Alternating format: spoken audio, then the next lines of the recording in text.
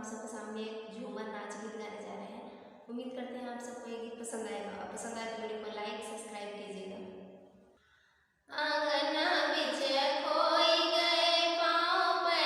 जनिया, आंगन बिच खोई गए पाँव पे जनिया, सासु मोरे ढूंढई ननद मोरी पावई, सासु मोरे ढूंढई ननद मोरी पावई, अगिन जैसे डोल गई मोर करी हैया,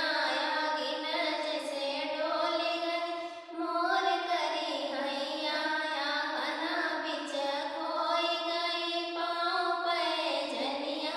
आंगन बिच खोई गई पाँव पे जनिया, जेठ मोरा ढूंढई जेठानी मोरी पावई, जेठ मोरा ढूंढई जेठानी मोरी पावई, आगिन जैसे डोल गई मोर करे हैया, आगिन जैसे डोल गई मोर करी हैया, आंगन बिच खोई गई पाँव पे जनिया, आंगन बिच खोई गई पाँव पे जनिया, देवर मोरा ढूंढई देवरानी मोरी पावई, देवर मोरा ढूंढई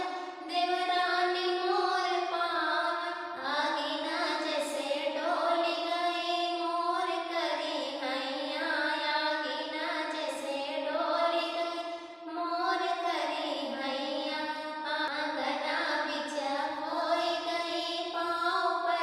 जनिया,